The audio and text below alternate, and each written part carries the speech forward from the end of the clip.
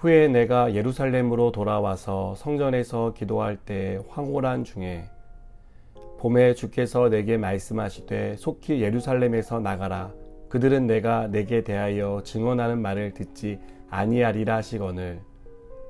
내가 말하기를 주님, 내가 주를 믿는 사람들을 가두고 또 각 회당에서 때리고 또 주의 증인 스데반이 피를 흘릴 때에 내가 곁에 서서 찬송하고 그 죽이는 사람들의 옷을 지킨 줄 그들도 아나이다.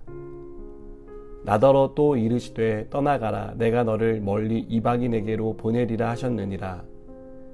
이 말하는 것까지 그들이 듣다가 소리질러 이르되 이러한 자는 세상에서 없애버리자. 살려둘 자가 아니라 하여 떠들며 옷을 벗어 던지고 티끌을 공중에 날리니 천부장이 바울을 영내로 데려가라 명하고 그들이 무슨 일로 그에 대하여 떠드는지 알고자 하여 채찍질하여 신문하라 한대. 가죽줄로 바울을 매니 바울이 곁에 서 있는 백부장더러 이르되 너희가 로마 시민된 자를 죄도 정하지 아니하고 채찍질할 수 있느냐 하니 백부장이 듣고 가서 천부장에게 말하여 이르되 어찌하려 하느냐 이는 로마 시민이라 하니 천부장이 와서 바울에게 말하되 내가 로마 시민이냐 내게 말하라. 이르되 그러하다. 천부장이 대답하되 나는 돈을 많이 들여 이 시민권을 얻었노라.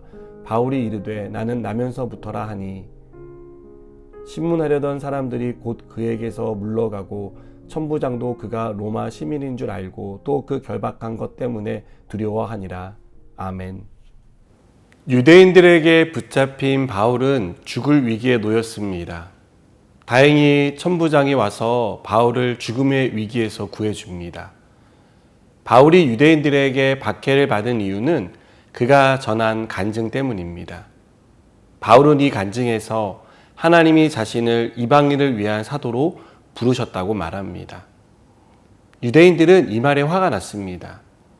이들은 하나님이 선택한 민족이라는 생각에 젖어 있었기 때문입니다. 많은 민족 중에 하나님께 선택받은 유일한 민족이라고 굳게 믿고 있었는데 바울이 이방인도 하나님의 백성으로 부르셨다는 말을 듣자 더 이상 참을 수 없었던 것입니다. 유대인들의 폭력에서 바울을 구해준 천부장은 바울을 구금합니다. 상황이 진정되면 바울을 신문할 생각이었습니다. 이때 바울은 자신이 로마 시민이라며 호소합니다. 로마 형법에 따르면 로마 시민의 소송에 있어서 고소가 먼저 이루어져야 합니다. 그러면 법원에서는 엄격한 심의를 통해 범죄를 확정하고 이후에 채찍질을 하든 구금을 하든 형벌을 내릴 수 있었습니다. 천부장은 바울이 로마 시민이라는 말을 듣자 두려워했습니다. 로마 시민에게 보장해야 할 정당한 절차를 따르지 않았기 때문입니다. 바울은 아무 때나 누구에게나 자신이 로마 시민이라고 말하고 다니지 않았습니다. 바울이 로마 시민권을 사용한 예는 극히 제한적입니다. 그리고 그 제한적인 경우도 법정에서 정당한 권리를 행사할 때뿐이었습니다. 바울은 유대인으로 태어났지만 로마 시민권을 가진 부모 밑에서 태어나 로마 시민권자가 되었습니다. 바리새인으로 살며 유대교를 적극 옹호하며 기독교를 박해하기도 했지만 이제는 기독교를 전하는 사람이 되었습니다. 이것은 바울이 선택한 인생이 아닙니다. 바울은 이것을 선택할 수 없었습니다.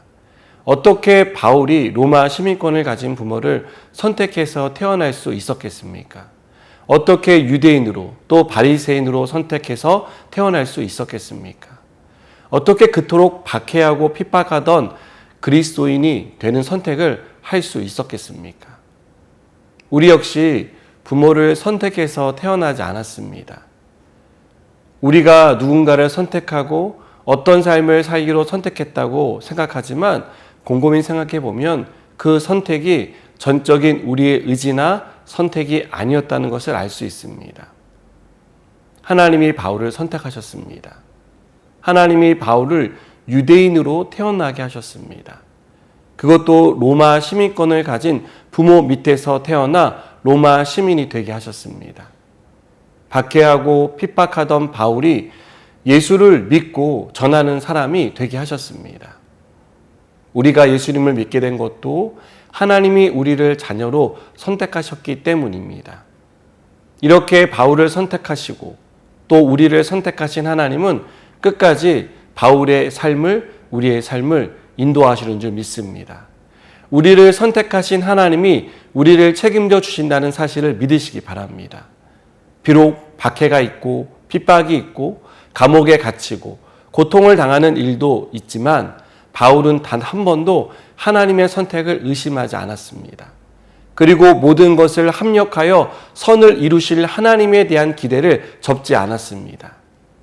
사랑하는 여러분, 지금 내 삶이 내가 원하던 삶이 아닐 수 있습니다. 고통도 있고 근심도 있고 어려운 일도 해결될 기미가 보이지 않을 수 있습니다. 이런 상황에서 우리가 분명하게 기억해야 할 것이 있습니다. 우리를 하나님의 자녀로 선택하신 하나님이 반드시 은혜를 베풀어 주신다는 사실입니다.